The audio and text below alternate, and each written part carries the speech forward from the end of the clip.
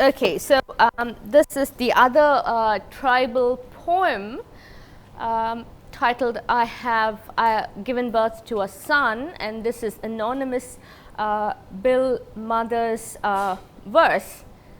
Let's briefly take a look at this one. Dear sweet sparrow, my father that I have given birth to a son. Tell my mother that I have given birth to a son. Ask my father to give me a new sari. Ask my mother for a multicolored blouse. Tell my brother that I have a son. Ask him to give me a sari too. Tell my uncle that I have given birth to a son. Ask him to bring me a multicolor blouse. So that's the poem, not very complicated, not full of dense imagery. It's almost in the form of a prose.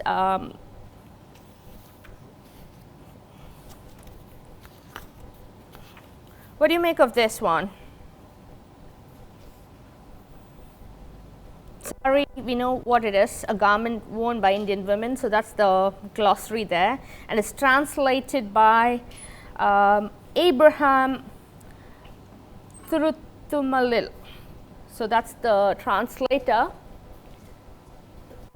What are your thoughts on this one? Sima, next one.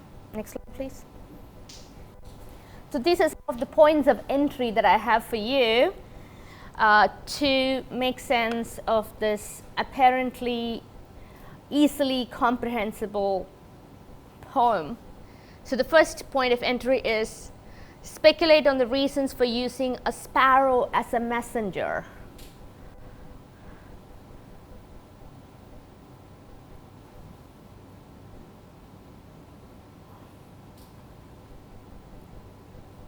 Why a sparrow as a messenger?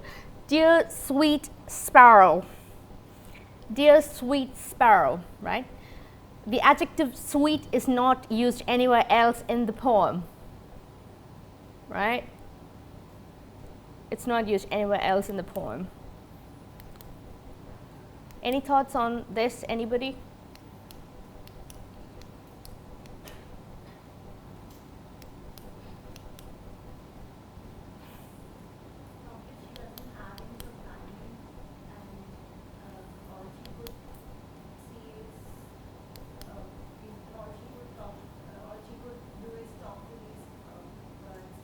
Yeah, that's good. Yeah. Perhaps there's nobody else. She's abandoned, and she's talking to these sparrows about it, and she wants the relatives to know that she's giving birth to a son, so that they will come and. Yeah, provide her with what she wants. I like the idea of being abandoned, quote unquote. Perhaps there is no literal abandonment. Perhaps there is a metaphoric sense of being uncared for in the way she should be cared for, right? So there is a metaphoric desolation, right? That's a possible interpretation. She doesn't say, dear sweet husband, right?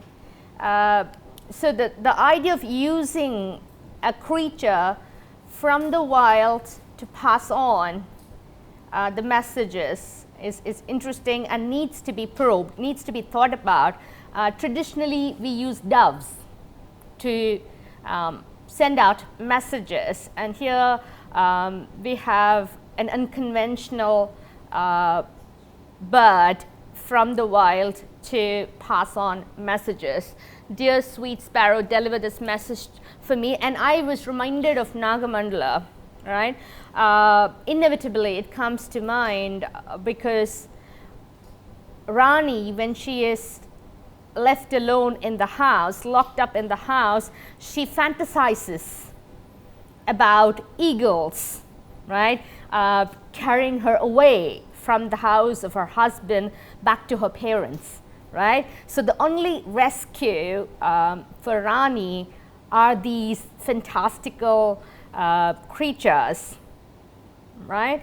So these creatures therefore become a signifier of hope as well as the impossibility of escape, right? There's a double bind. You're allowed to fantasize, but what you really want, what you really desire is not going to come through. So what impact does the phrase "dear sweet sparrow" have on the reader? There are two words that are very significant to my reading. One is the sweetness of the sparrow and the compound adjective multicolor. The multicolor blouse, the multicolor sari. So these two words are profound signifiers which encode a lot of significance in terms of domesticity, the feminine identity, her place in society. I think I will come back to that question, that word multicolor shortly, but think about the impact of certain words on your mind when you read, right? Next one, please. Why does she evoke each and every relative? What is the significance of passing word to everybody, father, mother, brother, uncle? So think about that, and one very quick and easy answer is that we get a picture of a kinship, right? We are kind of given a glimpse of a community of which she is a part too, right? So if she has a child, it is important for the entire community to know about it. So that's how families are passed down from generation to generation. So everybody is evoked, right? Go back to the poem, please. So tell my father, tell my mother, ask my father, ask my brother, tell my brother, ask him. These syntactic structures are important and interesting, right? Think about that, the repetitive syntactic structures with no variations, right? So that has a certain impact on the reader too. It's more prose, as I said, than verse in its structural aspect, right? So why this choice? Why this choice of repetitive syntactic structures, and what kind of impact it has on the reader is a question that you can fruitfully probe. Discuss the reasons as to why she is seeking a sari from almost every relative. It should be relative, right? The same demand, the same request. There's no variation on that too. So there is a repetitive syntactic structure as well as a repetitive content, right? The content is also repeated. I have a son, give me a sari. I have a son, give me a sari. I have a son, give me a sari, right? So it's a very, very, in some sense, a kind of a disturbing emotional picture that we get of a woman who has recently given birth. So we need to figure out, or attempt to figure out, what exactly is disturbing in this particular glimpse of this woman. Can we move to the next one? Okay, so I'll go back to that question of why a sari and a blouse, nothing else. Cultural significance? How? The demand has cultural significance. How? Why not? It might be part of their culture that after giving birth, people give them saris. Okay, so yes, all right. So he has expanded on it. We have certain traditions where a woman is given sari by very close relatives just before the ceremony. So it could be part of that culture. It could be part of that culture. But is that? Doesn't have any other. Yes. Doesn't have any other wish. She's like living, has been living secluded in a tribe for all of her lifetime. So, what she can aspire for and what she can ask for might be some limited selection. Very good. Yeah, let me just take your point a bit slowly, idea by idea. So firstly, we can kind of assume that it could have cultural significance, as Mridula and Saura pointed out, and that it's a ritual that she's given a sari by her close kith and kin. Secondly, I'm just using the same words that he has just used. She could be secluded. There's nothing else she can aspire for. There's nothing else she can aspire for. Her life is so limited and confined that she can't think beyond these simple demands, perhaps. The simple basic demand of a sari and a blouse is all that she can think about, in terms of a gift from her kith and kin, right? So we get more details about the life if we probe this further. Secluded life, limited aspirations, simple life.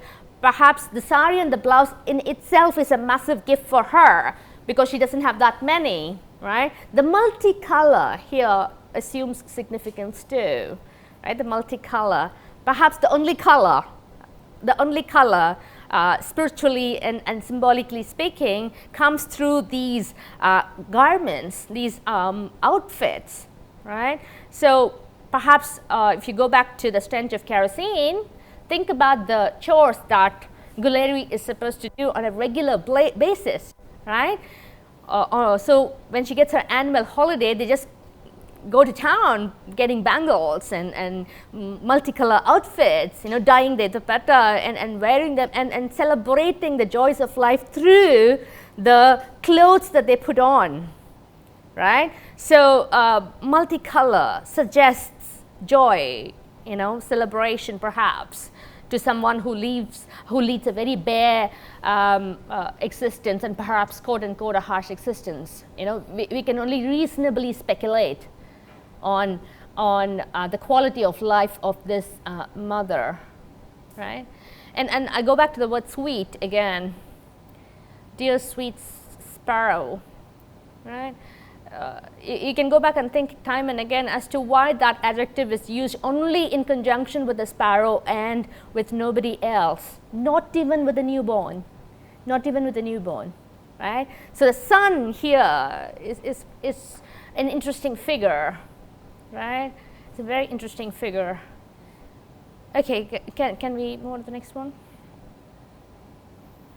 So we have talked about this a little bit. So think about the state of mind of the mother who has given birth to a son. What can we assume about her psyche, about her emotional makeup through these demands and sentence structures? Again, the repetitive syntactic structures could suggest an illiterate woman, perhaps, who's not able to come up with complex language to communicate the complexity of her life, right? She can only go this far to express, to capture, to give us a sketch of her life, right? Further than that, she's not able to express through language. I'm not saying that she's not able to sense the complexity. I'm just saying that perhaps she's not able to communicate it. It's a reasonable assumption to make, right? No details about the environment, except reference to the sparrow. No details to the nature of her domesticity. No details about the nature of her relationship with the husband who's absent from the poem, or the male partner who's absent from the poem, right? No such picture which will tell us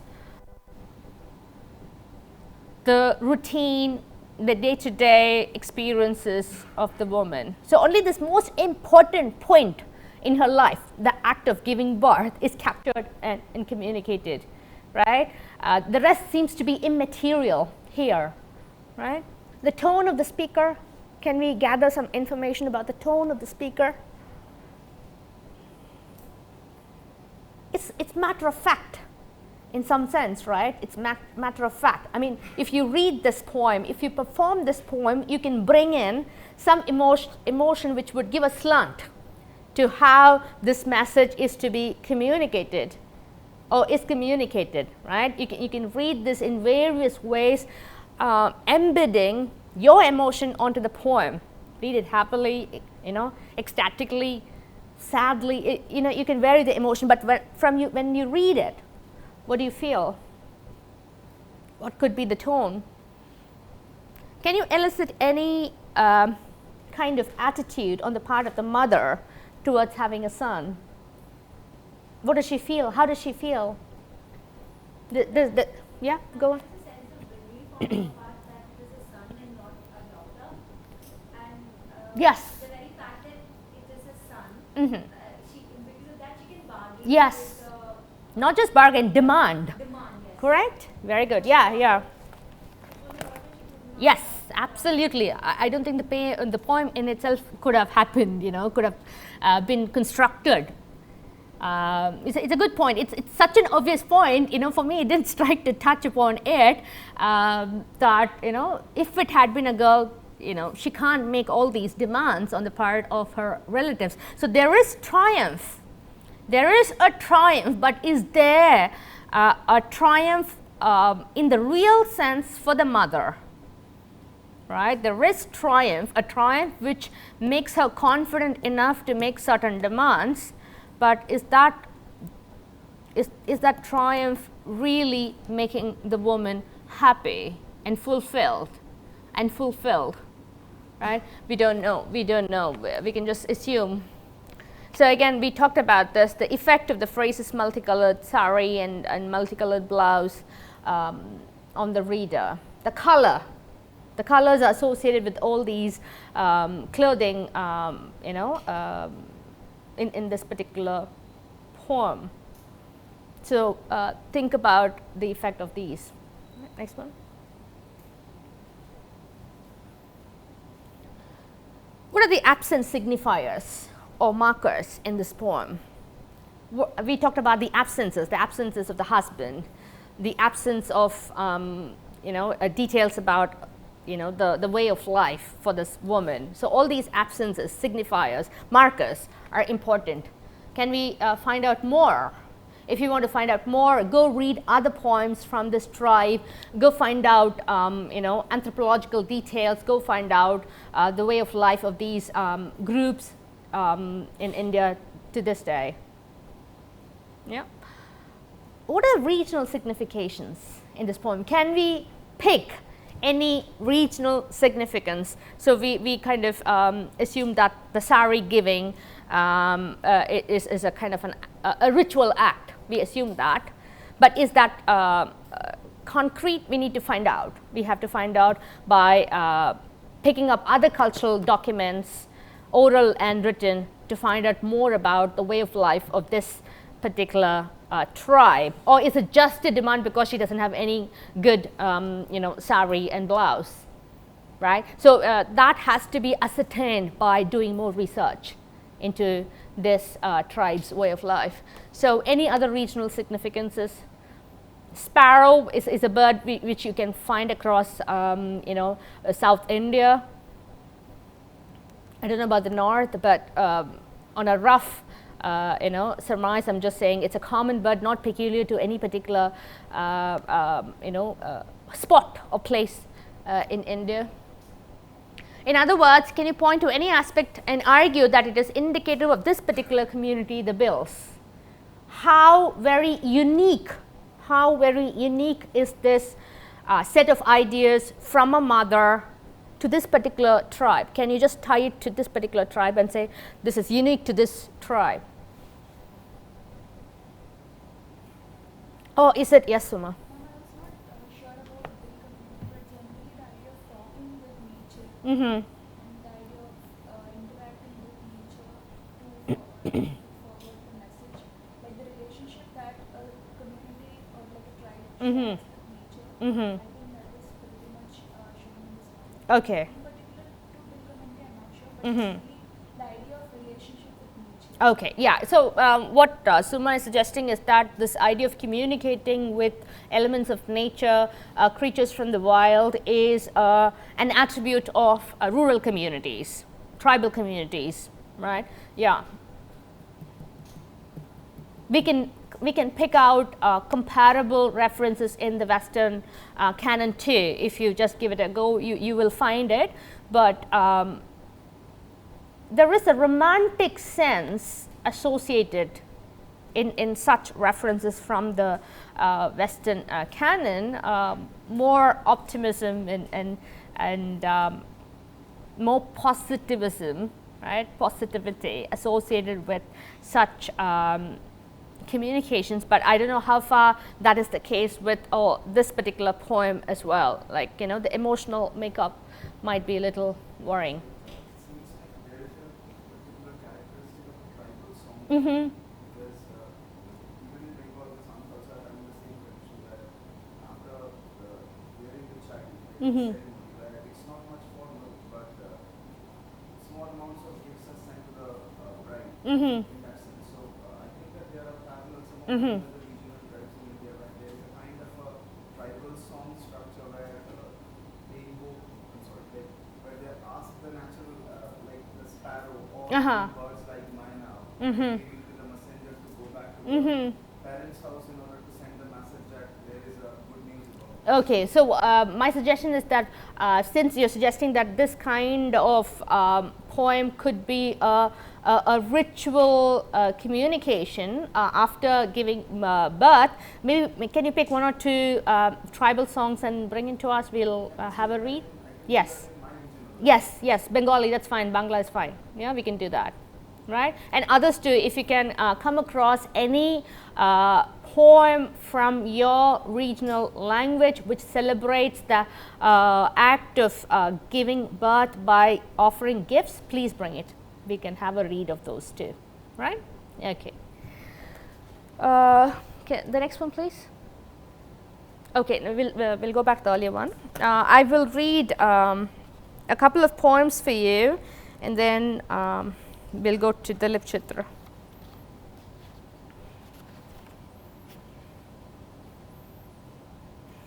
Okay, this is The Door.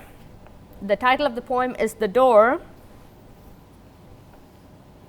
written by Anamika, Anamika, Anamika, Anamika. The title of the poem is The Door. I was a door.